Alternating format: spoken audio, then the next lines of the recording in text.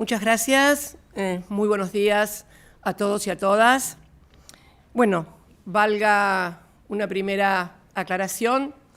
Estoy ejerciendo el derecho que me concede el artículo 104 del Código de Procedimientos Penales en cuanto a que, como soy acusada, pero al mismo tiempo también soy abogada, puedo hacer uso de esta etapa del alegato por mi carácter de profesional, además de acusada. Quiero hacer esta aclaración porque no puedo dejar de recordar que me fue negado el derecho a ejercer la defensa oportunamente cuando hubo una improcedente y arbitraria ampliación de los alegatos del fiscal sobre prueba que no había sido merituada y con acusaciones que no habían existido. Por lo tanto, cabe aclarar que esta declaración que voy a hacer ahora no es una graciosa concesión del tribunal, sino que me asiste el 104 del Código de Procedimientos, con lo cual, si no hubiera tenido la suerte de ser abogada, hubiera estado en estado de indefensión frente al alegato del fiscal. Bien, hecha esta pequeña aclaración, quiero en primer lugar felicitar al doctor Beraldi y al doctor Ari Chernovoy por el ejercicio profesional de la defensa que desplegaron de una manera tan profesional, pero fundamentalmente tan clara en cuanto a escuchar el alegato del fiscal, a pasar a los hechos y a la valoración de la prueba y, por último, aplicar el derecho, en donde se desmontaron las increíbles mentiras que desarrollaron los fiscales Mola y Luciani, y además de todo eso también, y quiero decirlo y recalcarlo, quedaron a la luz del día las arbitrariedades que se han cometido en este juicio. La verdad que yo seguí en las jornadas del día lunes y martes, en vivo y en directo, las intervenciones de ambos profesionales. Y por un momento tuve la sensación de estar viendo como esas películas a las que estamos acostumbrados, donde hay juicios por jurados en Estados Unidos y entonces hay un juez que conduce el proceso y los abogados intervienen, van con las pruebas y finalmente demuestran y encuentran la verdad. Porque de eso se trata en definitiva, ¿no? Un juicio y el rol de los jueces y de los fiscales, encontrar la verdad. Y la verdad es que todo esto que tengo aquí en mis manos es el desarrollo que hicieron los doctores Beraldi y Chernovoy con las pruebas, con las intervenciones de los testigos, con la exhibición de las pruebas documentales, de las periciales. Escuchamos también a los peritos y la verdad que no se puede creer cómo se ha llevado este juicio adelante y por qué se ha llevado este juicio adelante. Y en este sentido yo quiero hacer un formal pedido ante este tribunal para que al finalizar las audiencias se extraiga testimonio de todos y cada una de las mentiras de los fiscales contrastadas con la prueba documental, pericial y testimonial que tuvo este juicio. Ejemplo. Voy a dar 2 o 3 ejemplos de lo que estoy hablando y de que todos escuchamos y pudimos ver, además. De la confrontación de lo que decía el fiscal con la confrontación con los hechos, con la prueba obrante en el expediente, porque las pruebas tienen que estar en el expediente, reitero. Y finalmente confrontado esto con el derecho. Y quiero remarcar, por ejemplo, algunos ejemplos para que se entienda. Había una documental en donde la abogada del distrito de vialidad número 23 decía que a las empresas pertenecientes al Grupo BAES, Austral Construcciones y otras, no se les debía absolutamente nada. El fiscal decía, esto lo dijo en la primera acusación, porque esta es una documental que está acompañada desde la instrucción. Es una documental que acompañó Iguacel en enero o marzo del 2016. Bien, esto decía la nota. Membrete de Vialidad Nacional, no se le debe nada, una firma, doctora Laura Indie, si mal no recuerdo el apellido, el sello. Durante el transcurso de este juicio oral, fue citada como testigo la doctora Laura Indie. Cuando se le exhibió el documento, dijo que en realidad ella no había corroborado nada, que no podía decir eso porque en el momento, cuando llegó Iguacel en un patrullero de la policía, allá por el 2016, se habían asustado tantos que firmó lo que le pusieron adelante sin corroborar nada. Esa prueba, en términos técnicos, documental, estaría destruida luego por lo que dijo la testigo. Sin embargo, el fiscal, como si la audiencia oral, como si ese testimonio no hubiera ocurrido, vuelve a incluirlo en su alegato final. Estaba bien incluirlo en el primero, no se lo discuto. Jamás pudo haberlo incluido en su alegato final de acusación. Esa es una. La otra, la de mi presunta reunión. Yo no sé qué problema tienen los jueces en Comodoro Pi y los fiscales con mis reuniones, porque, y permítame la digresión, ¿no? Tuve que soportar 25 tapas de diarios, mis secretarios ir a declarar a Comodoro Pi porque decían que yo había mantenido una reunión con el doctor Casanello, que tenía una causa determinada, no importa cuál.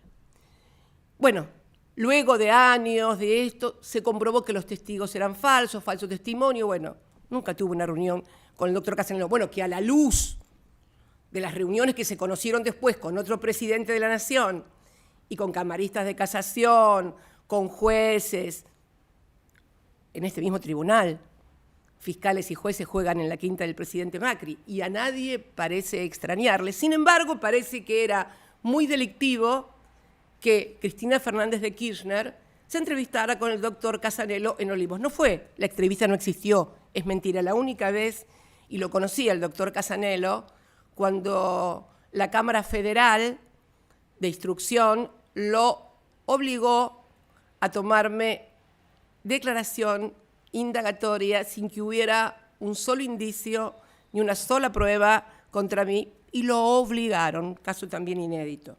Yo no sé, pero el derecho penal de autor en la Argentina tiene nombre y apellido, se llama Cristina Fernández de Kirchner, evidentemente. Sigamos. El ejemplo, me hablaba de otro ejemplo, el ejemplo de mi reunión, de la reunión que también, como aclaró muy correctamente el doctor Beraldi, tampoco hubiera constituido un delito, pero el fiscal la puso como un presupuesto fáctico y absolutamente probatorio de un plan limpien todo y no sé qué otras cosas más. Todo mentira.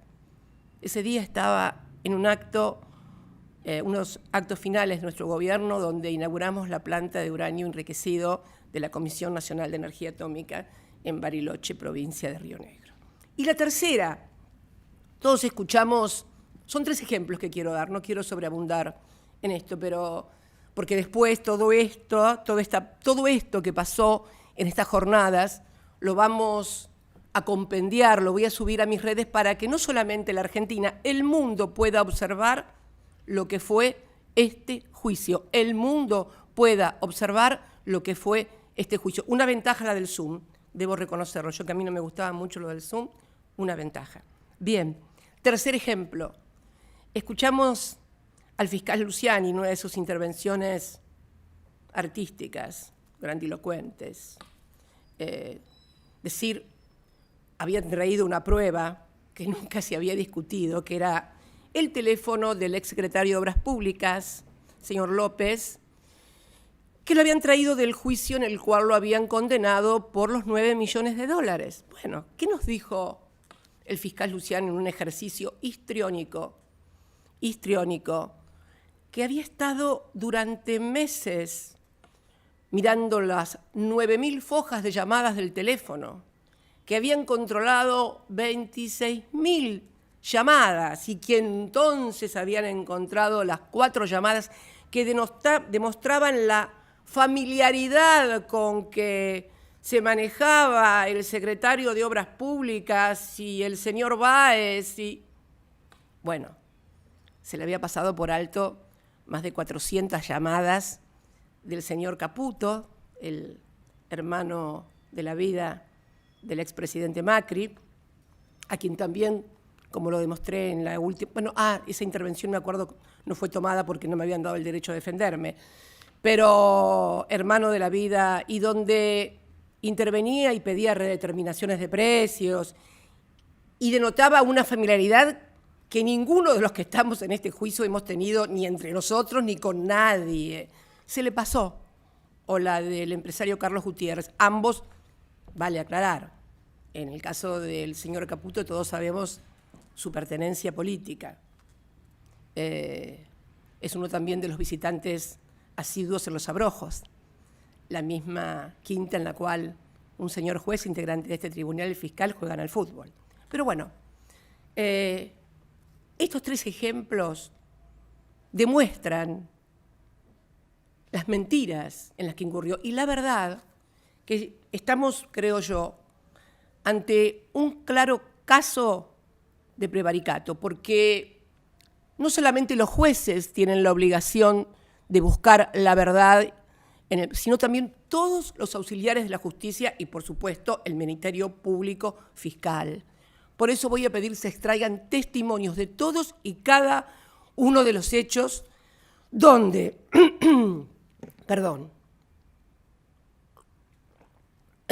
donde confrontados los dichos del fiscal con la prueba obrante en autos, sea pericial, testimonial o documental, queda demostrado que el fiscal Luciani y el fiscal Mola mintieron en el alegato final de acusación. Discúlpeme, estoy un poco...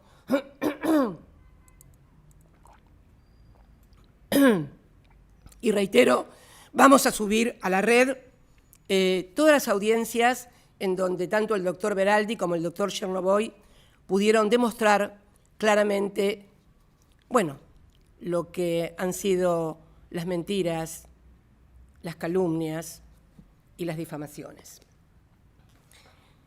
Pero quiero pasar a analizar este juicio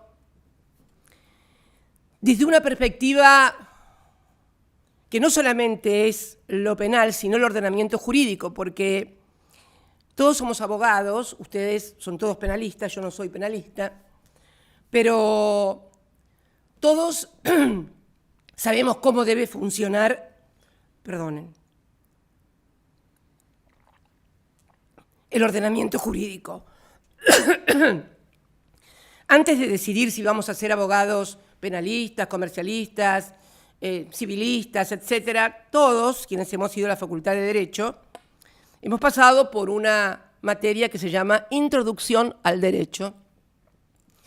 En esa introducción al derecho tenemos los insumos, quienes somos abogados después, para interpretar el ordenamiento jurídico de un país en su conjunto, y que ese orden jurídico, nos enseñaron en la facultad, tiene que ser congruente, que no tiene contradicciones, que no tiene lagunas, que se basta a sí mismo y que no puede tener, reitero, contradicciones dentro del mismo ordenamiento jurídico. Bueno, ¿quién desarrolló más que nadie lo que es un sistema de derecho? Fue Hans Kelsen, el austríaco.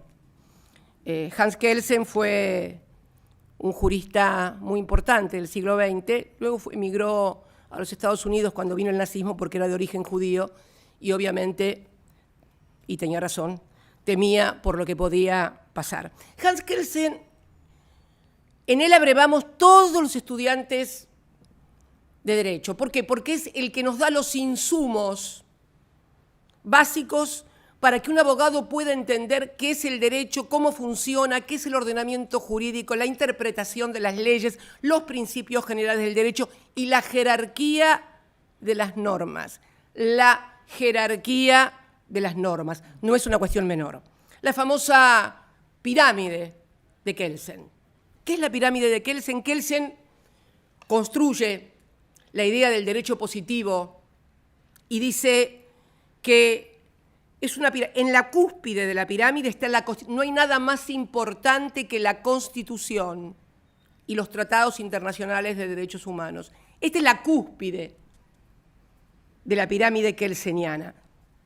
Mire, yo acá tengo mi vieja Constitución, está media viejita, pero la muestro porque vamos a hacer como peras y manzanas para darnos cuenta cómo funciona esto. Esta es la Constitución mía del año 94. Saben que yo fui constituyente en el 94, creo que el fiscal lo reseñó toda mi carrera política. Bueno, en la cúspide está esto. Nada puede entrar en contradicción con esto, que es lo máximo. Bien, vamos a ponerla acá, en la cúspide. Después vienen los códigos, que son las normativas, los códigos civil y comercial, por ejemplo. Este lo reunificamos durante mi segundo mandato.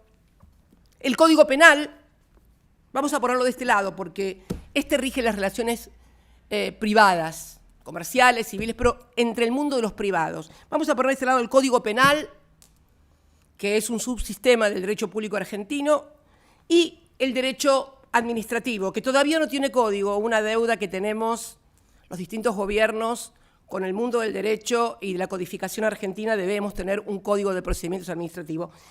Código Penal y procedimiento administrativo, Ley 19.549 y concordantes, integran lo que denominamos el subsistema del derecho público en la República, dos subsistemas diferentes en la República Argentina. Bien, ¿a dónde vamos? La base. ¿Cuál es la base? Constitución en la punta, los códigos en el medio, y la base son las sentencias, los decretos, los reglamentos, lo que hacen los distintos órganos del Estado y que cimentan la base. Esas sentencias, esos decretos, no pueden ir en contra de los códigos, y esos códigos no pueden ir en contra de la Constitución, porque la Constitución es la que derrama legalidad y legitimidad a todo el sistema. Y vuelvo a repetir, no puede ser contradictorio, no tiene lagunas, una cosa no puede ser lícita en un lado e ilícita en el otro. Bien. Hay principios, los principios del derecho y retroactividad de la ley están contenidos en los primeros artículos del Código Civil. Yo me voy a permitir leer dos nada más.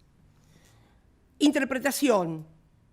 ¿Cómo debe ser interpretada la ley? El Código Civil dice cómo debe ser interpretada la ley. La ley debe ser interpretada teniendo en cuenta sus palabras, sus finalidades, las leyes análogas, las disposiciones que surgen de los tratados sobre derechos humanos, los principios y los valores jurídicos de modo coherente con todo el ordenamiento. Repito esta última palabra. Todo debe ser hecho de modo coherente en todo el ordenamiento. Bien, y después hay otro principio que a mí me gusta mucho, que es el principio de inexcusabilidad, que es el del artículo 8, que establece que nadie puede ser excusado de cumplir la ley por alegar no conocerla.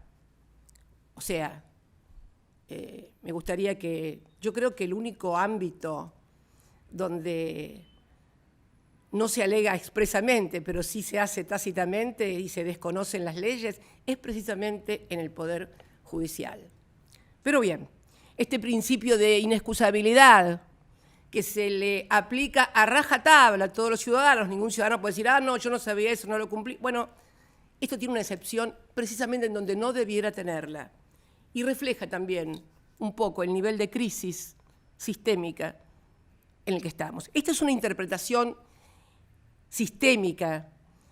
Esto es lo que estoy haciendo, ver cómo encaja este juicio en el sistema jurídico argentino y si es viable que este juicio encaje en el sistema jurídico argentino. Bien, hecho estas salvedades, vamos ahora a la acusación. ¿Y qué dice la acusación? La acusación dice que los 3 gobiernos constitucionales, a partir del 25 de mayo del 2003,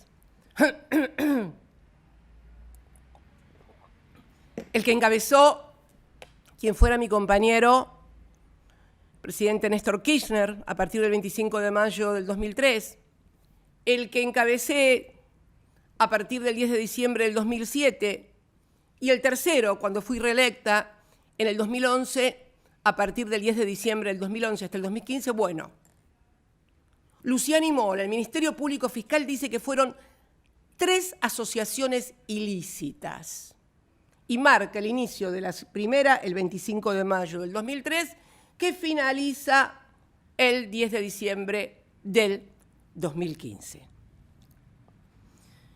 Uno podría decir, 3 gobiernos constitucionales, nunca hubo, digamos, porque el derecho también es lógica, ¿no?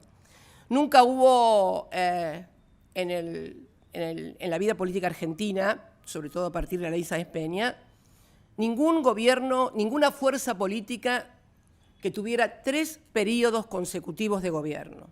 Solamente nosotros fuimos reelegidos en 2 oportunidades más, 2007, la misma fuerza política. Sin embargo, dice que ¿y para qué se hizo esta asociación ilícita? Dice la Fiscalía. Bueno, esta asociación ilícita la pergeniaron para hacer 51 contratos viales en la provincia de Santa Cruz, pero no contratos viales del orden nacional con una empresa X. No. Le hicieron a través de interpósita persona. ¿Quién es la interpósita persona? Una provincia. La interpósita persona con la que esta asociación ilícita hace 51 obras viales en Santa Cruz es por interpósita persona. ¿Quién es la interpósita persona? La provincia de Santa Cruz. Bien, o sea, Néstor Kirchner, que fue intendente en 1987, 4 años, gobernador electo en el 91, reelecto en el 95, reelecto en el 99, hizo todo eso pensando que iba a llegar a la presidencia de la Nación para hacer 51 obras viales en la provincia de Santa Cruz, a través de la provincia de la que había sido gobernador durante 3 periodos consecutivos. Esta sola enunciación bastaría para que nadie pudiera tomar en serio una denuncia de esta naturaleza, porque es ilógica. Y vuelvo a repetir, el derecho es lógica. Es ilógica, es absurda, raya en el ridículo. Militamos toda la vida, toda una vida para 51 obras viales, pero además, ¿por qué razón no hizo las 51 obras viales durante los 12 años que fue gobernador? ¿Cuál sería la razón? ¿Por qué debía esperar además a una cuestión absolutamente aleatoria, como era llegar a la presidencia? Porque yo recuerdo además que la llegada de Kirchner a la presidencia debe haber sido de las cosas más aleatorias que ha tenido la historia contemporánea.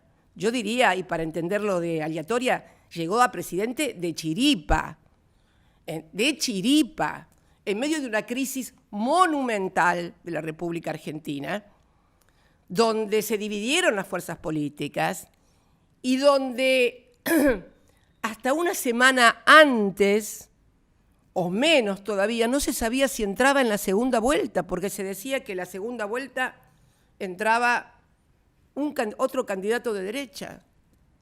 O sea, la realidad de lo que pasó y de la historia no resiste esta acusación. Sin embargo, fue llevada adelante, fue llevada adelante en la instrucción, que se había declarado incompetente allá por el año 2011, volvió para atrás todo y siguió la competencia. Esto se dijo. Ahora bien, ¿cómo se da de esto con la Constitución? Porque esta es la lógica. Y vamos a la ontológica ahora, a la existencial, porque la acusación del fiscal Luciani y Mola viola el artículo 1 de la Constitución argentina. Un gobierno elegido en la forma que prevé la Constitución. La Constitución prevé en su artículo 1, la nación argentina adopta como su gobierno la forma representativa, republicana y federal. El orden representativo, republicano y federal no es intercambiable, porque es la importancia. Primero el gobierno del pueblo, es representativa. Elegimos el gobierno democrático, la gente elige los gobiernos. La gente elige los gobiernos. Con el limitante del 22, no gobierna ni delibera por sí mismo, sino a través de sus representantes y de las autoridades creadas por esta Constitución. Los tres gobiernos, el que le tocó encabezar a Néstor, el que me tocó encabezar y los que me tocó encabezar a mí, fuimos elegidos por el pueblo. No podemos ser nunca una asociación ilícita. Pero además, el fiscal no se queda con que somos una asociación ilícita y no gobiernos constitucionales y democráticos. No, va por más. Y dice, como no le alcanza con violar una parte con la representación popular, lo que es la representación popular, no le alcanza, va por más. Y dice, no existe, quiero leer, no existe un fundamento jurídico serio que les impida a los jueces llevar a cabo una revisión de los actos políticos de los restantes poderes del Estado. La teoría de las cuestiones políticas no judiciables atenta contra el orden democrático. Bien. O sea que en la división republicana de poder ejecutivo, poder legislativo y poder judicial, el Ministerio Público Fiscal se arroga una supremacía sobre los otros dos poderes. No. A ustedes los elige la gente, gobernantes, legisladores, pero no. Nosotros, ustedes, Gorini, Jiménez Uriburu, Basso, Luciani, todos ustedes son más que la representación que tenemos nosotros, son mucho más ustedes que nosotros, porque ustedes pueden juzgar absolutamente todos los actos, hasta los que la Corte dice, no esta Corte, sino otra, qué sé yo, el tema de lo que se denomina los actos de reserva del poder político, que no pueden ser juzgados ni por mérito, ni por oportunidad, ni por conveniencia. El fiscal arrasa con eso y dice, no. Nuestra supremacía es total. Nosotros podemos juzgar todo, hasta lo que es zona de reserva, hasta lo que es actos de oportunidad, mérito y conveniencia, también lo podemos evaluar y juzgar. Bien. Va de suyo que esto no es así, pero esto es lo que se afirmó en este juicio. Y diríamos, entonces, ¿qué quiere decir alguien que esté escuchando y que no conoce mucho de derecho, ni constituciones, ni leyes? Pero entonces, bajo la forma de un acto administrativo o político, por mérito, oportunidad y conveniencia, nadie puede ser ningún presidente puede ser juzgado. Sí, porque como dijimos, no hay lagunas en el derecho. Y el sistema es congruente. Sí, hay un sistema, el del juicio político. Artículo 53 de la propia Constitución, cuando establece que tanto el presidente, el vicepresidente, el jefe de gabinete, los ministros y los miembros de la Corte pueden ser juzgados, acusados por la Cámara de Diputados y juzgados por el Senado de la Nación. Claro que hay un instrumento, el juicio político, porque se trata de decisiones políticas. Y supongamos, porque alguien se debe estar preguntando, bueno, sí, pero los partidarios no lo van a juzgar si es un mal gobierno. Las causales que establece la Constitución es mal desempeño en sus funciones, comisión de delitos y otros crímenes. No es cualquier cosa. Bueno, pero dirán, claro, nunca reúnen las mayorías. Bueno, si hay gente que... El otro juicio, el del pueblo cuando no te votan. Vamos a la tercera violación del artículo 1 por parte del Ministerio Público Fiscal. Dijimos representativo, republicano y federal.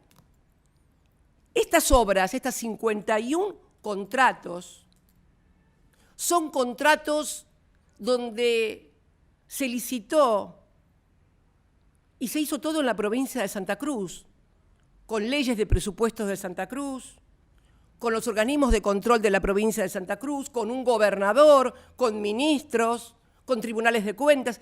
Fueron hechos como ha sucedido en todas las provincias argentinas. Porque yo quiero decir algo que el fiscal decía permanentemente, hicieron convenios. En el año 58 se dictó el decreto ley, había gobiernos de facto, no estaba el Parlamento abierto, se dictó el decreto ley 504/58, que es nada menos ni nada más que la ley orgánica de la Dirección Nacional de Vialidad. Mire, año 58, yo tenía 5 años, todavía no había empezado la primaria. Y en el artículo 37 de ese decreto ley se establecía que la Dirección Nacional de Vialidad, que era un ente autárquico, administración descentralizada, no vinculada jerárquicamente al Poder Ejecutivo, podía hacer con las administraciones de vialidad provincial construir obras viales, mantener obras viales, en fin, lo que se viene haciendo desde el año 58. Reitero, tenía 5 años. Sin embargo, la Fiscalía lo presentaba como algo, casi un instrumento del delito. Bien. Entonces, está claro que eran actos administrativos que tenían lugar en la provincia de Santa Cruz, que por si todo fuera poco también, cuando se le remitieron a la provincia de Santa Cruz las actuaciones, cuando Ercolini, el elogiado juez del Ministerio Público Fiscal, remitió 49 de estos 51 contratos a Santa Cruz para que fueran juzgados por la justicia de Santa Cruz, fueron juzgados por la justicia de Santa Cruz y fueron sobreseídos. Sin embargo, estamos de vuelta acá con ellos. Y la verdad que está violando también la cláusula federal, porque las provincias no han delegado el poder en la nación, artículos 121 y 122, y seguimos con la congruencia del sistema de la Constitución Nacional, que les garantiza la autonomía y el ejercicio de sus instituciones y de las autoridades por ellas electas, a cambio que se cumplan los requisitos que establece el artículo 5, que son instrucción primaria, asegurar el régimen de municipalidades y el régimen de justicia, si mal no recuerdo. Así estamos, o sea, esta asociación ilícita no tiene ni pies ni cabeza, pero fundamentalmente es profundamente inconstitucional, profundamente antirrepublicana y profundamente antifederal. Bien, pero supongamos, porque miren a lo que conduce cuando se viola la congruencia y el orden jurídico del sistema, supongamos que el Código Penal, que tengo acá, atrapó a 3 gobiernos constitucionales y dice que los 3 gobiernos constitucionales son asociaciones ilícitas. Y entonces, ¿qué pasa con todo lo acontecido durante 15 años o 12 años en la República Argentina? Porque si aplicamos el derecho penal lo tenemos que aplicar completo, ¿no? Esto es como nadie puede estar embarazado o medio embarazada, o está embarazada o no está embarazada. Bueno, si esto es capturado por el derecho penal argentino, quiere decir que todos los actos de la asociación ilícita son ilegítimos por la aplicación de la teoría,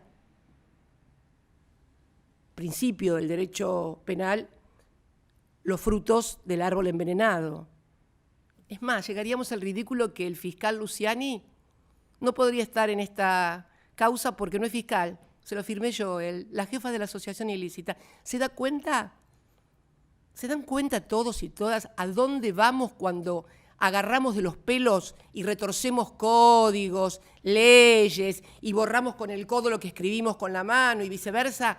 Al desastre que hoy en cierta manera también tenemos en la República Argentina y en el ámbito del sector judicial. Esto es. Pero bien, veamos ahora la segunda parte de la Constitución, porque entonces cualquiera que esté escuchando podría pensar, bueno, pero entonces un presidente, alguien que es presidente por este artículo de la Constitución no puede ser nunca. No, sí, hay responsabilidades. Sí, ¿cómo que no? ¿Cómo que no? Claro que hay que responsabilidades. Vamos a la segunda parte de la Constitución. Vamos a la parte funcional, donde se establecen las facultades, las atribuciones del Congreso. En el 75, las del presidente en el año 99 y las del jefe de gabinete en el 100 a partir de la reforma del 94, que modifica la competencia presidencial. Acá tenemos que empezar a hablar de competencias. Esto es un término muy importante. ¿Por qué es muy importante? Porque en el marco de las relaciones privadas, por ejemplo, Código Civil y Comercial, en el mundo de lo privado, todo lo que no está prohibido, la regla es, todo lo que no está prohibido está permitido. En el mundo de lo público, y especialmente de lo administrativo, que es el que rige las competencias y reglamenta las competencias establecidas en la Constitución, es a la inversa. La regla es incompetencia, o sea, salvo que vos tengas la competencia determinada en forma expresa. Acá no hay competencias tácitas. En materia de derecho administrativo las competencias no son tácitas, son rigurosas, expresas y tienen que estar escritas. Eso es la competencia en materia administrativa. ¿Y por qué es tan importante la competencia? Porque determina la responsabilidad. ¿Qué es la competencia? Es el conjunto de atribuciones, de facultades, de obligaciones que tienen los distintos organismos que establece la Constitución y que van desde el Poder Legislativo hasta la Auditoría General de la Nación, pasando por el Ministerio Público Fiscal, etc., y el presidente, por supuesto, y jefe de gabinete. O sea, uno es responsable por las competencias que tiene y tiene obligaciones respecto de la competencia. No hay competencias por omisión, no existen. Es más, hay una intervención interesante de Lavagna, de quien fuera ministro, en este juicio, de quien fuera ministro de Economía del gobierno del presidente Kirchner, que fue citado a declarar también. Yo me gustaría que todos repasaran un poco, porque yo creo que cuando llaman a declarar a tanta gente deberían escuchar lo que la gente dice y recordar lo que la gente dice porque, bueno, me parece que eso ayuda. Me acuerdo que cuando habló el doctor Lavagna, el fiscal le pregunta con respecto a la denuncia que había hecho de cartelización de la obra pública en una reunión anual de la Cámara Argentina de la Construcción. Y me acuerdo que el fiscal le pregunta, pero porque el fiscal le acusaba de que Kirchner lo había echado por lo que había dicho en la Cámara Argentina de la Construcción. Otra mentira, aclaró que era porque había ido idea y por el resultado de las elecciones. En realidad, el resultado de las elecciones es el tema. Bien, donde obviamente ganamos por amplia mayoría. Yo encabecé la lista de senadores en el año 2005. Bien, ¿qué dice Lavagna? Lavagna dice, pero no hizo nada el presidente. No. Habla de la defensa de la competencia, que es un organismo que está en el Ministerio de Economía, es el órgano de defensa de la competencia donde se presentan todas las cuestiones de posiciones dominantes, de cartelización. Y el fiscal, que se ve que derecho administrativo no fue una materia que le haya ido demasiado bien en la facultad, me parece, porque no sé, me da la impresión de que no anduvo medio flojo en materia de derecho administrativo. Le pregunta, pero ¿y el presidente no le dijo nada a la defensa? No, le dice Lavagna, no puede haberle dicho nada porque si el presidente llegaba a intervenir en la defensa de la competencia, podía caerse todo por nulidad. Exactamente. Cuando uno en el ámbito del derecho público, del derecho administrativo, de la política, si se quiere, trabaja por afuera de la competencia concreta que le acuerda la Constitución, las leyes y los reglamentos, lo que usted hace cae fulminado de nulidad. Y todo lo que toca lo marca con nulidad. Se lo dice Lavagna, que no es administrativista, pero claro, tiene años de la función pública y sabe lo que se puede hacer y lo que no se puede hacer. Vamos entonces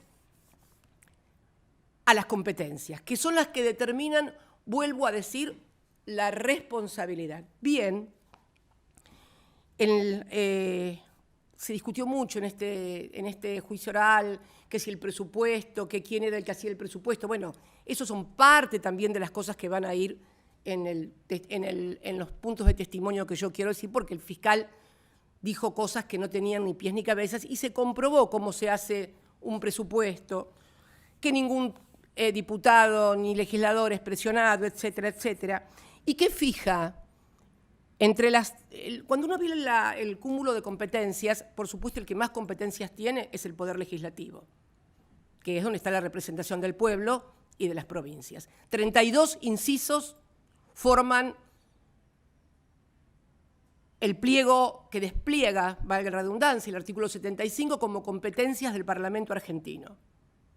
Para que tengan una idea, el Poder Ejecutivo en el artículo 99 tiene 20 competencias fijadas y el jefe de gabinete tiene 13 competencias. Esto define la importancia de los órganos representativos, cómo es. Por supuesto, el inciso 8, dice fijar anualmente, esto es facultad excluyente y exclusiva del Poder Legislativo. Solo el Poder Legislativo puede aprobar o desechar un presupuesto. Bueno, de hecho, estamos sin presupuesto. Me tocó también estar sin presupuesto allá por el año 2011, año de las elecciones, donde nos habían dejado sin presupuesto. Vamos al tema que nos ocupa, que es las facultades de quienes hemos ocupado la presidencia de la Nación. Y acá la reforma del 94 bifurca las competencias, modifica, divide las competencias. La idea era de que la administración tuviera un jefe de gabinete que además un sistema medio semiparlamentarista, que cuando la administración no anduviera bien, el jefe de gabinete pudiera ser removido por un voto de censura del Parlamento, cosa que nunca ocurrió y que nunca sirvió, pero bueno, así estamos.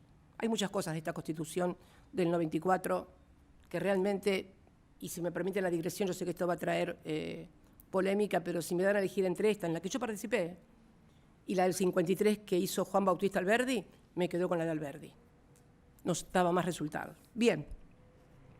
Se divide y dice que el presidente, atribuciones del Poder Ejecutivo, en su primer inciso, es el jefe supremo de la nación, jefe del gobierno y responsable político de la administración del país. ¿Y por qué es esto? Porque se transfieren al jefe de gabinete la administración del país. Fíjense que en el artículo 100, el primer inciso, que es el que fija las atribuciones del jefe de gabinete, dice ejercer la administración general del país. Ya no la ejerce más el presidente, la administración del país.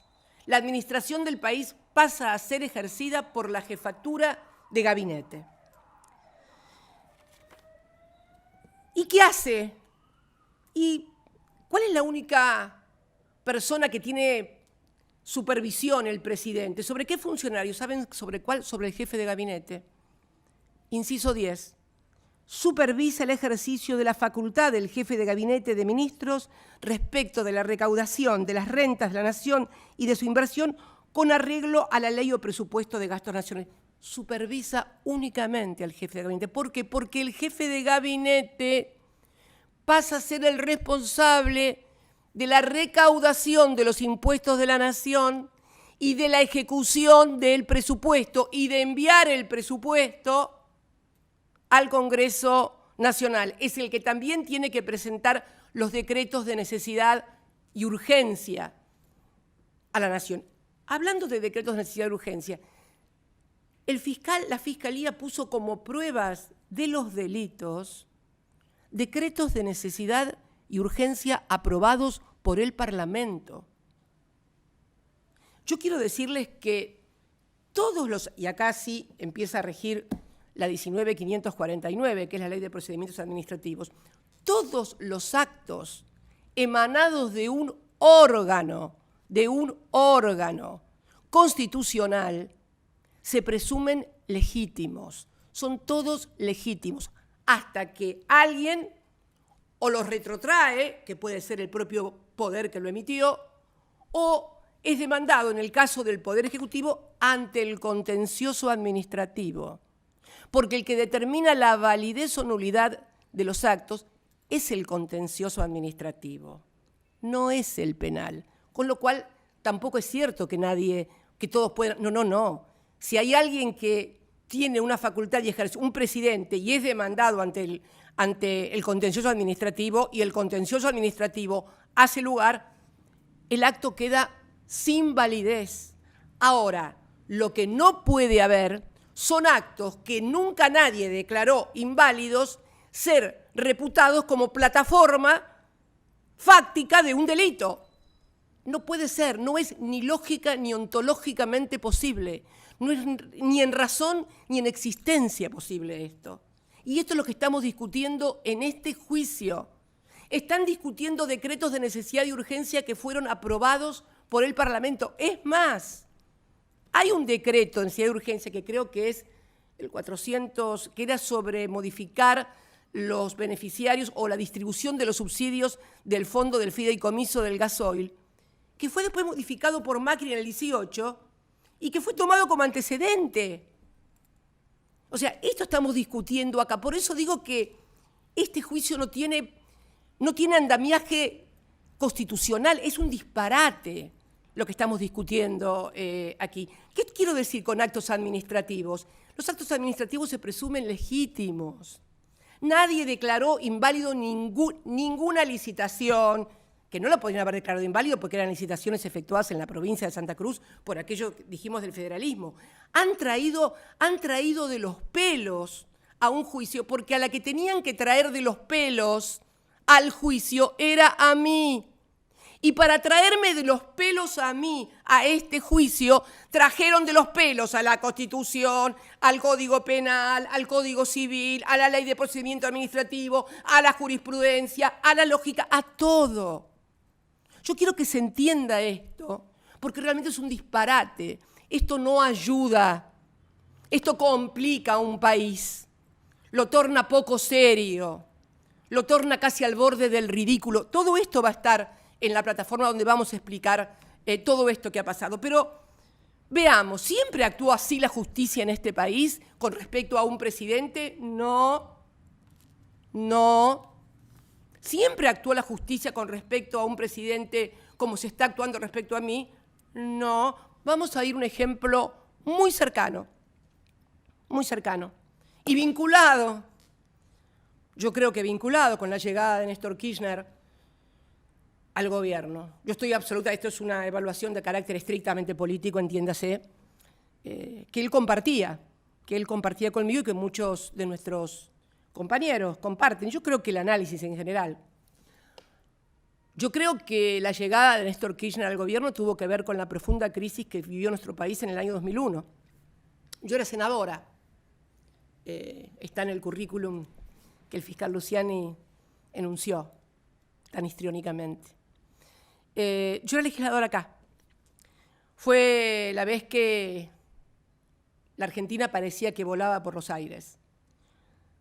se habían quedado con los ahorros de los argentinos en los bancos. Y bueno, usted tiene edad, Gorini, y otros que están acá también, pero muchos jóvenes de 20 años, de 23 años, eran bebés, no se acuerdan de aquello.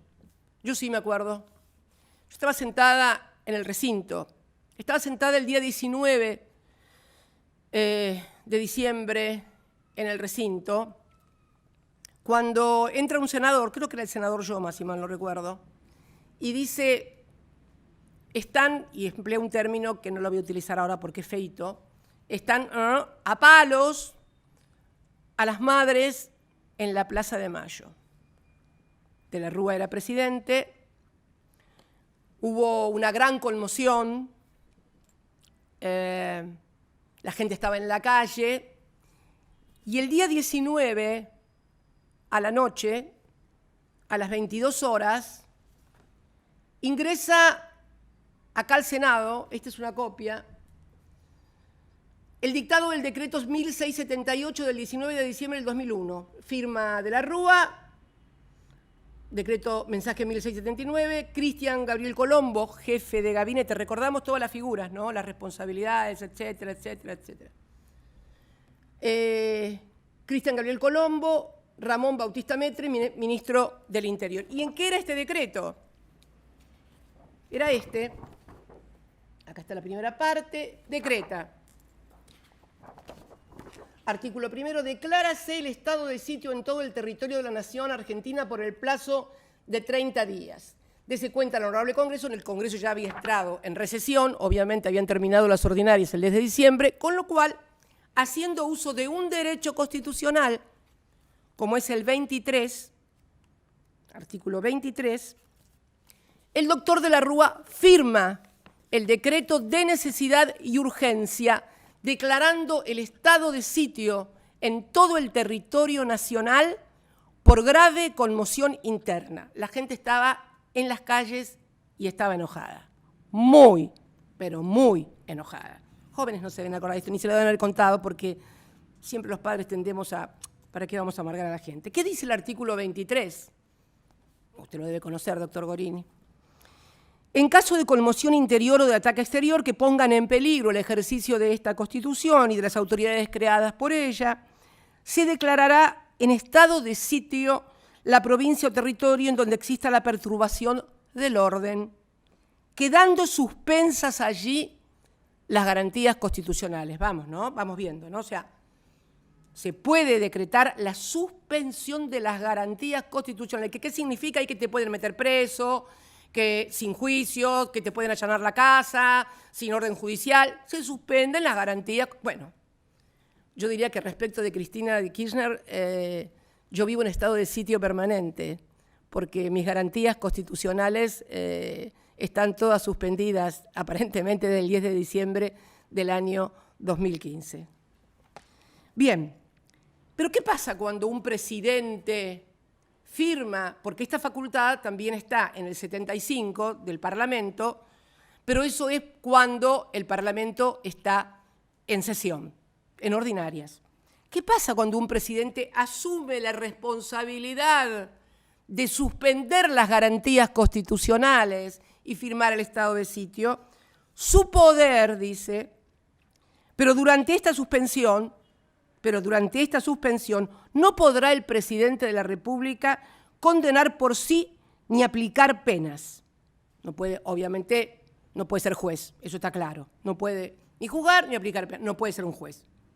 Su poder se limitará en tal caso respecto de las personas a arrestarlas o trasladarlas de un punto a otro de la nación si ellas no prefirieran salir fuera del territorio argentino. ¿Qué significa entonces dictar el estado de sitio? Significa asumir la responsabilidad de haber suspendido las garantías constitucionales y entonces garantizar, ¿qué cosa? La vida de la gente. Porque en este Código Penal, el valor más tutelado, el bien jurídico más tutelado es la vida. Por eso la pena más grande es para el homicidio y todas aquellas que atenten contra la vida. Porque necesariamente es el bien jurídico más tutelado y el único que no tiene reparación. Cuando te matan, cuando te morís, te pueden indemnizar a los familiares, a los que quedan, pero el muerto se murió, no tiene reparación. Por eso, el bien jurídico tutelado tiene tanta penalidad con el homicidio, que es la más grande. Bien, ¿qué pasó? Murió mucha gente en esas jornadas trágicas de la Argentina, más de 30 y pico. Pero hubo juicios. Hubo juicios que se tramitaron en donde, en el juzgado de Bonadío, sí, en el juzgado de Bonadío. Bien, en ese proceso se investigaron, en el juicio que hizo el extinto doctor Bonadío, se investigaron los homicidios. Quiero mencionarlos porque es importante, por lo menos, recordarlos como personas. Los homicidios de Alberto Márquez, Gastón Riva, Carlos Almirón y Diego Lamaña. Y la tentativa de homicidio de Martín Gali y Paula Simonetti. También se investigan lesiones en distinto grado cometidas en perjuicio de 117 víctimas. Bien, en el juicio estaba, obviamente, había sido denunciado por los familiares de las víctimas, por los organismos de derechos humanos, por el CELS, el doctor de la Rúa. ¿Por qué? Porque el doctor de la Rúa había dictado el estado de sitio y por lo tanto era responsable de la seguridad de las personas. Vamos a ver qué pasó con estas responsabilidades. Bien, dice la sala, Bonadío lo sobreseyó al doctor de la Rúa. Y la Cámara de Casación Penal, antes que la Cámara de Casación Penal, quiero, porque acá tengo, vamos a ir primero con los jueces Irurzun y Fara. Es importante esto porque son actualmente miembros también de la Cámara Federal. Catani votó en disidencia. Y bueno, resolvieron declarar sobreseer al doctor de la Rúa por el delito de homicidio culposo. ¿Y qué dijeron? Voy a leer varios párrafos, tanto de la Casación como de la Cámara Federal, porque cuando la Cámara Federal confirma el fallo que también lo sobresee a de la Rúa, Casación también lo sobresee, todo Comodoro Pi. Desde Bonadío, pasando por la Cámara Federal, pasando por la Casación. 5 muertos. Bien, ¿qué decían algunas cosas? Miren, normativamente, no existía en cabeza del expresidente una posición de garante con relación a la forma imprudente en que se coordinó el operativo de seguridad montado el 20 de diciembre del 2001. Que las pruebas de la causa permiten descartar que haya ordenado a sus subalternos reprimir las manifestaciones aquel día y con ello que tuviera el deber originado en su conducta precedentemente de hacer cesar los eventos. ¿No escuchaban los tiros en la Casa de Gobierno? ¿No miraban lo que pasaba por la televisión? Pero hay otro párrafo de ustedes, los jueces de Comodoro Pi, todavía más brutales. También establecieron, fíjense, también establecieron que el artículo 99, inciso primero de la Constitución Nacional, establece que el presidente, fíjense lo que dije yo, es el responsable político de la administración general del país. Sin embargo, su ejercicio corresponde en primer lugar al jefe de gabinete y luego al resto de los ministros y secretarios. Bien, no termina ahí todavía. Fíjense lo que dice, esto lo dice la Casación. Se ha sostenido que no resulta prudente, la Casación, no resulta prudente extender indefinidamente la cadena de responsabilidades,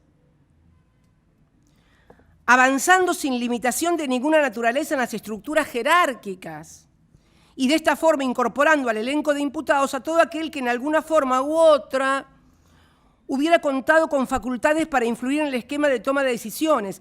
Concluir de una manera contraria, insistimos, importaría apartarse del principio de responsabilidad por el hecho que necesariamente debe primar en el Estado democrático de derecho, incurriéndose así en un supuesto de responsabilidad objetiva ajena al derecho penal liberal. Pero mirá qué bien, Cuando se trata de que no es peronista, el derecho penal es liberal, todas las garantías constitucionales, pero vamos a otra parte de la sentencia. Dicen, fíjense, con fundamento en lo dicho hasta aquí, no cabe, y esto quiero que lo escuchen muy bien, no cabe a nuestro juicio entender que de la Rúa, nombre y apellido, que de la Rúa haya contado, mientras ocurrían los incidentes, era una masacre la plaza, y el que no me cree, y los pibes jóvenes que vayan y busquen las filmaciones, están. Entender que de la Rúa haya contado mientras ocurrían los incidentes con datos certeros y directos sobre un peligro surgido como consecuencia del comportamiento descuidado de todos y cada uno de los funcionarios que estaban por debajo suyo en la cadena jerárquica y tenían obligaciones específicas en la materia. No tenía datos certeros. Los canales de televisión estaban en vivo transmitiendo la represión y lo que pasaba. Pero además, esto sucedía en la Plaza de Mayo. Si no quería mirar por la ventana, porque a lo mejor no le gustaba mirar por la ventana, debe haber escuchado los gritos, debe haber escuchado las balas que mataron gente, debe haber escuchado los gases, el disparo de los gases lacrimógenos. Los jueces dicen que no podía. Ahora, Luciani dice que yo no podía ignorar lo que pasaba en la provincia de Santa Cruz. ¿En serio me quieren hacer creer que esto no es derecho penal de autor? Yo sé que alguno estará pensando, uy, si en lugar de la Rúa hubiera sido un peronista. No, error. Eso nunca hubiera pasado. Los peronistas nunca reprimimos. Nunca ningún gobierno peronista reprimió al pueblo. Al contrario, nos bombardearon en el 55, nos desaparecieron en el 76, y ahora como han cambiado los métodos y ya no se vería demasiado civilizado bombardearnos ni desaparecernos, bueno, hola, ¿qué tal? Acá estamos, sentados frente a ustedes. Soy vicepresidenta, pero como expresidenta de la Nación, dando cuenta de lo que pasó en la provincia de Santa Cruz, o lo que además, dicho sea de paso también, porque quiero aclarar que el doctor Veraldi, en lo que vamos a subir, ha probado que lo que decían también era mentira, de que no se le debía nada, de que se le había dado dinero, que también era mentira, a la empresa o al Grupo Austral Construcciones. Toda una fábula montada para traerme de los pelos a mí a este juicio. Y la verdad que hasta el 1 de septiembre de este año yo pensaba que esto era para estigmatizarme a mí, al peronismo, como siempre han hecho. Pero me doy cuenta que este juego que han hecho ustedes, que es el de estigmatizar, fíjese, doctor Gorini, que ustedes dicen que yo soy jefa de 5 asociaciones legítimas diferentes. O sea, me están juzgando por asociación ilegítima, por asociación ilícita en 5 juicios diferentes.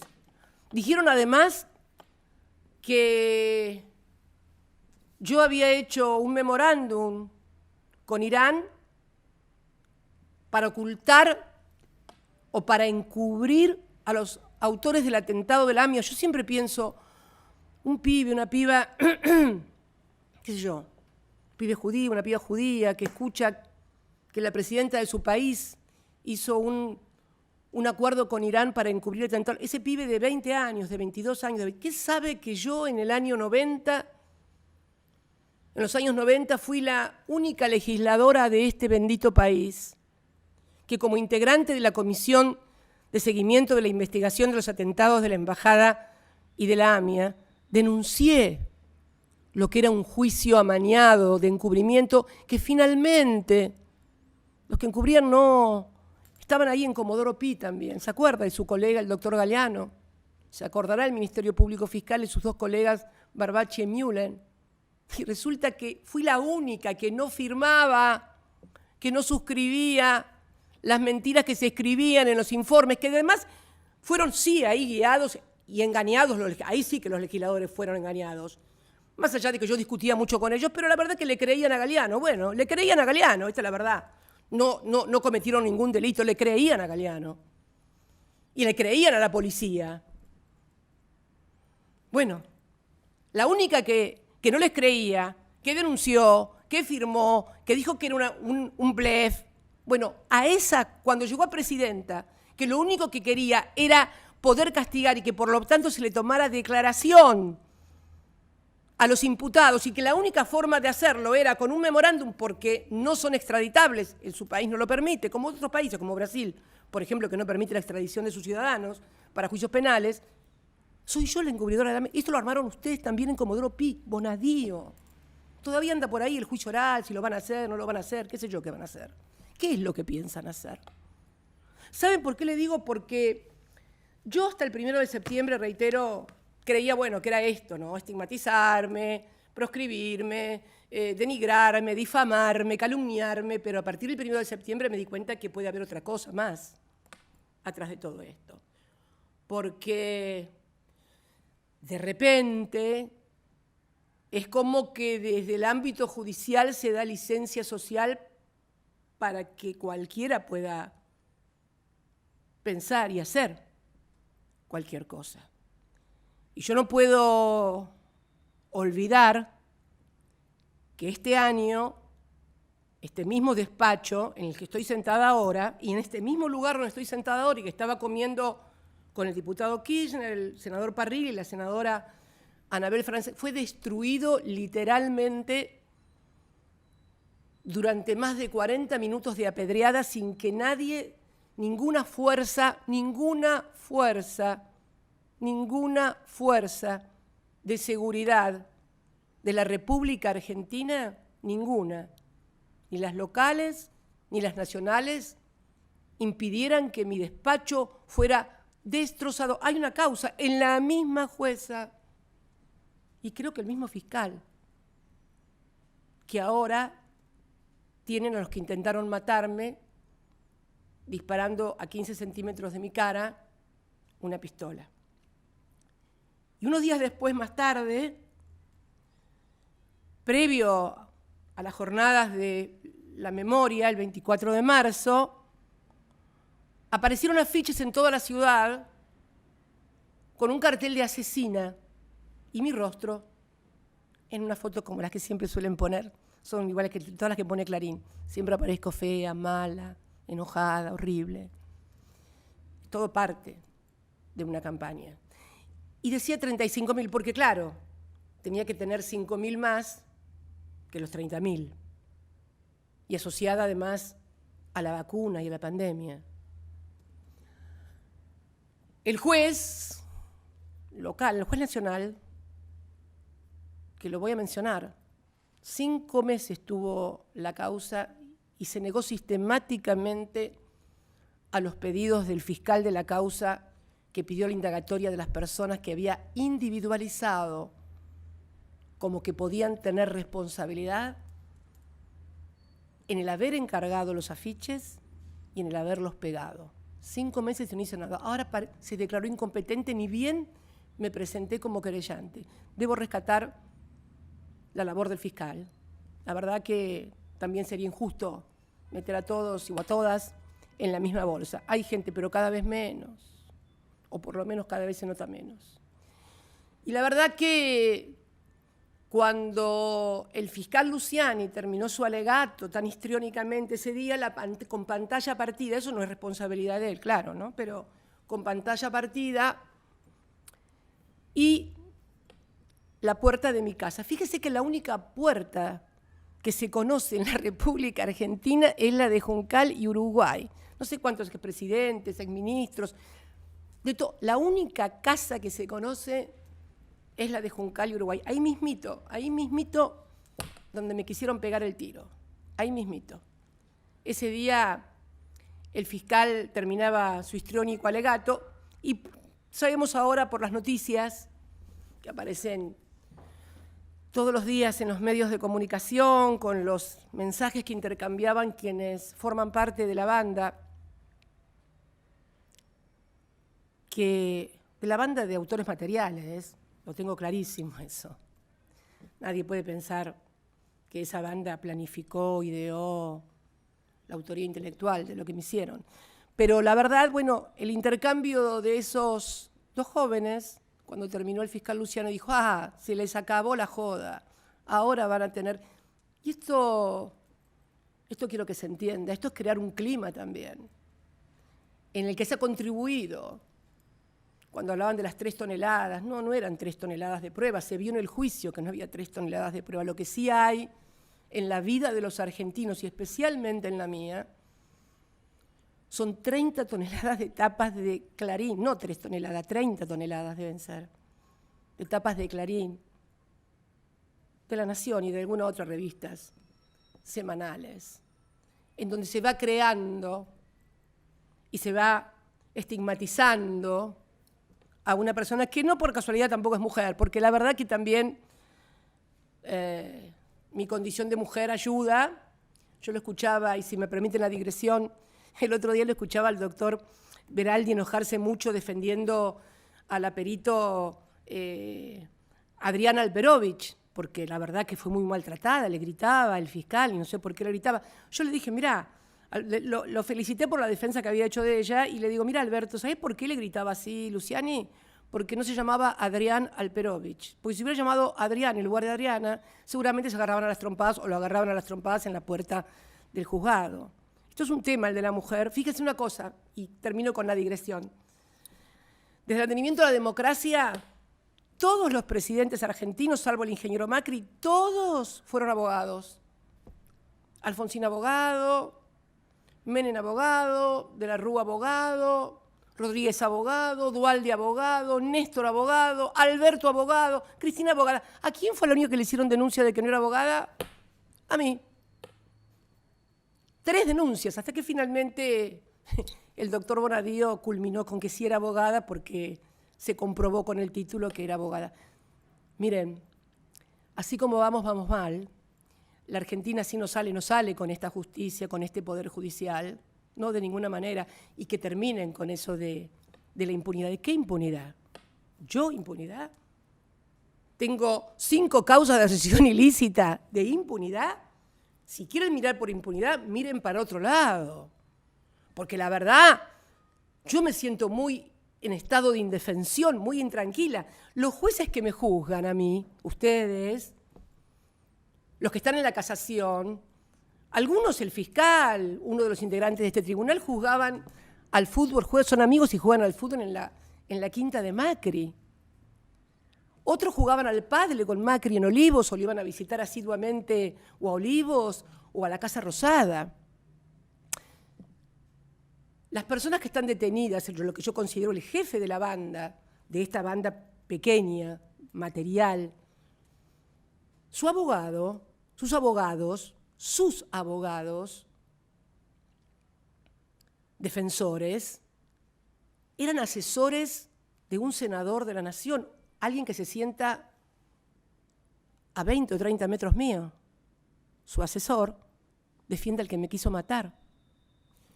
La asesora de otra diputada también defiende a ese que... Y si yo me siento un tanto en estado de indefensión con este país y en este poder judicial, seguramente que sí. ¿Cómo se sentiría usted, doctor Gorini, si le pasara lo mismo que a mí, que alguien que intentó matarlo, los defensores de ese que intentó matarlo son legisladores peronistas? ¿Qué sé yo? Imagínense. Imagínenlo por un instante nada más, porque yo siempre creo y siempre recomiendo a todos que se pongan en el lugar del otro. Yo siempre me pongo en el lugar del otro, por eso acuñé esa idea de que la patria es el otro. No solamente por una cuestión de conmiseración, de solidaridad, sino de ponerse siempre en el lugar del otro. ayuda. Ayuda a resolver mejor las cosas, sobre todo cuando se tiene tanta responsabilidad. Muchas gracias a todos y a todas por el tiempo que me han dispensado.